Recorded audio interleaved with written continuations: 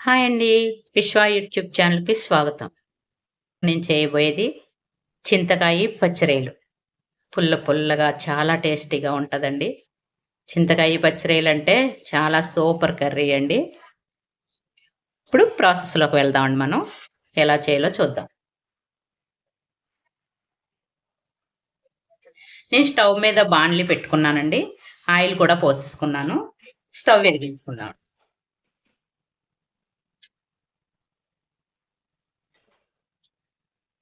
Stove వెలిగించుకున్నానండి ఇప్పుడు నేను.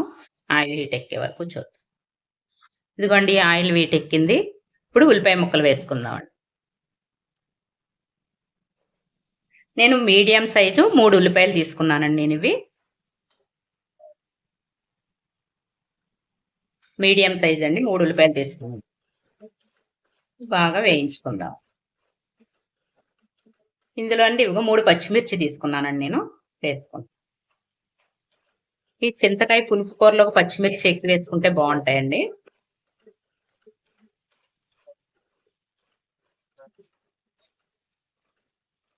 ఇలాగా ఉల్లిపాయలు ఇంతవరకు ఏగాకండి. ఇవిగండి పచ్చి రొయ్యలు వేసుకుందామండి. ఈ శాఖ రొయ్యలివి. చిన్న రొయ్యలే కానండి ఇలాంటివే బావుంటాయి చింతకాయలోకి. రొయ్యలన్నీ వేసుకుందాం.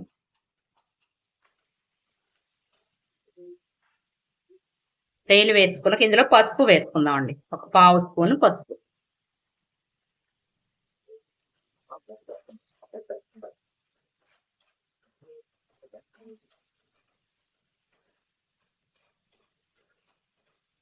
ఇలా పచ్చి రొయ్యలు చింతకాయ వండుకుంటే అండి చాలా బావుంటదండి. పుల్ల పుల్లగా వేడి వేడి అన్నంతో తింటుంటే తినే కొలిది తినాలనిపిస్తదండి. అంత టేస్టీగా ఉంటదండి పచ్చి రొయ్యలు చింతకాయ.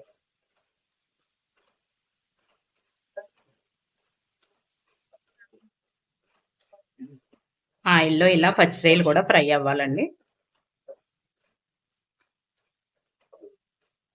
అండి ఉల్లిపాయ మగ్గిపోయింది. పచ్చి రొయ్యలు కూడా మగ్గాయి.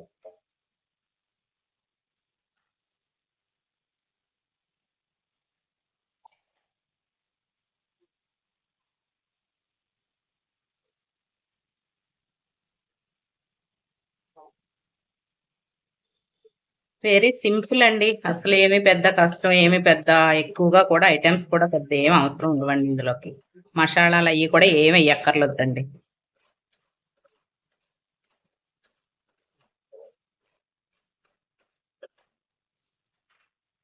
ఇప్పుడు ఇందులో ఒక స్పూను కారం వేసుకుందామండి. చింతకాయ కదా కొంచెం ఎక్కువే పడుతుందండి. మీకింకా ఎక్కువ తినే పళ్ళమైతే ఎక్కువేసుకోండి. మరీ ఘాటుగా తినేవాళ్ళైతే. ఉప్పు, కారం అనేది ఎవరు టేస్ట్‌కి తగ్గట్టుగా వాళ్ళేసుకోవచ్చండి. ఒక స్పూన్ ఉప్పు వేస్తున్నానండి.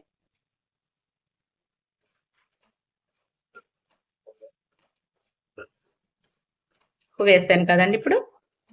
ఒక గ్లాస్ వాటర్ పోస్తున్నానండి నేను ఇందులో.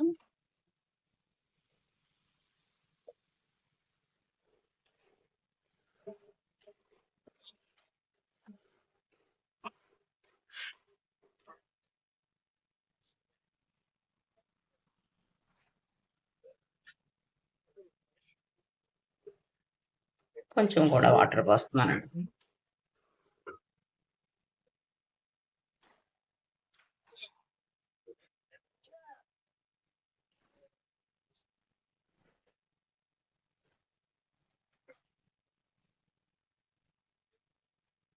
కొద్దిగా ఒక రెమ్మ కరివేపాకు వేసుకుంటున్నాను.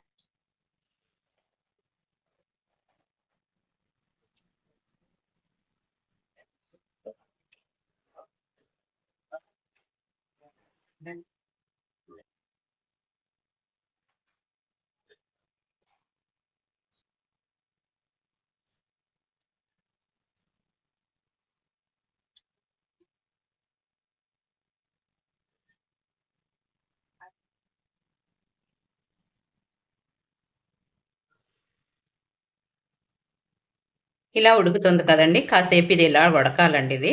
అప్పుడే మనం చింతకాయ వేయకూడదు. ఇప్పుడు చూద్దామండి మూత తీసి.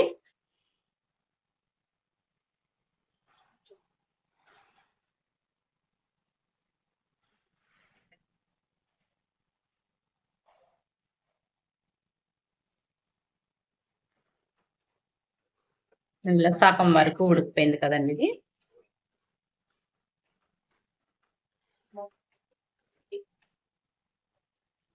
ఇప్పుడు ఇందులో చింతకాయలు వేసుకుందామండి. చింతకాయలు ఎలా నేను చెక్కేసి పప్పు అయ్యి తీసి పెట్టుకున్నానండి నేను. అంటే పులుసు పోస్తారు. పులుసు వేరే అండి. చేపల పులుసుల్లోకి పులుసు పోసుకోవచ్చు. ఇలా చింతకాయలోకి, చిన్న చేపల్లోకి ఇలా చెక్కుకొని ఇలా యేసుకుంటే చాలా బావుంటుందండి. ఇది చెక్కుకోలేదు అనుకుంటే మాత్రం మీరు పులుసే ఉడకబెట్టి చింతకాయలు పులుసు పోసుకోవచ్చు.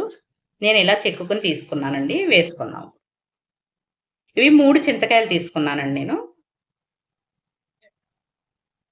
మరీ ఎక్కువేసిన పులుపయిపోద్దేమో ఎక్కువున్నాయి.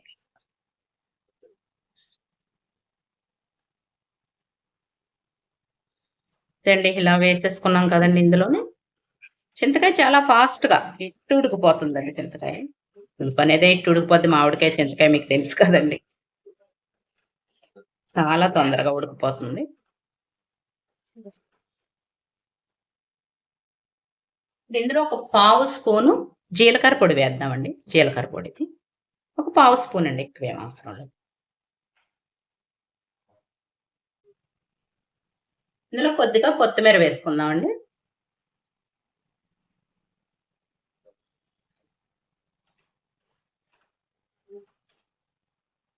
సరే అప్పుడే చింతకాయ ఎలా మెత్తగా అయిపోతుందో. చుట్టుకుపోద్దండి చింతకాయ బాగా ఫాస్ట్‌గా.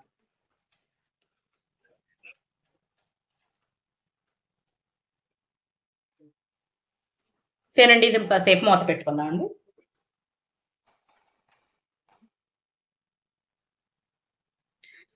చూద్దామండి ఒకసారి. అదిగోండి.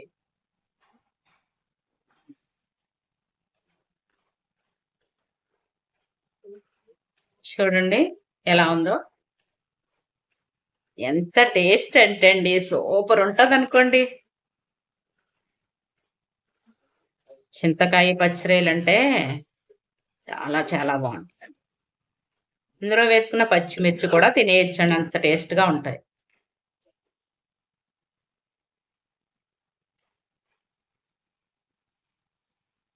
ఇప్పుడు కొంచెం ఉప్పు చెక్ చేసుకొని పడితే మళ్ళీ వేస్తాను.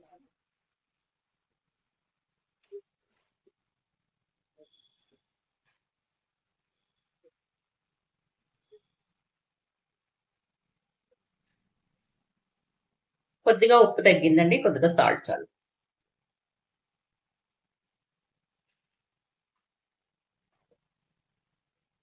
చింతకాయ కదండీ పులుపులో కొంచెం ఉప్పు కూడా పడుతుంది.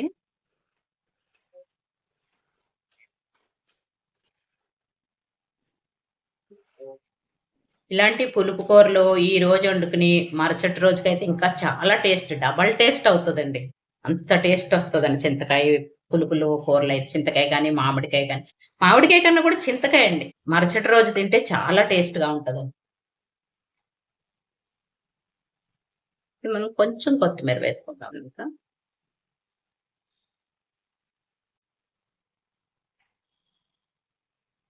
అంతేనండి. స్టవ్ ఆఫ్ చేసుకుందామండి.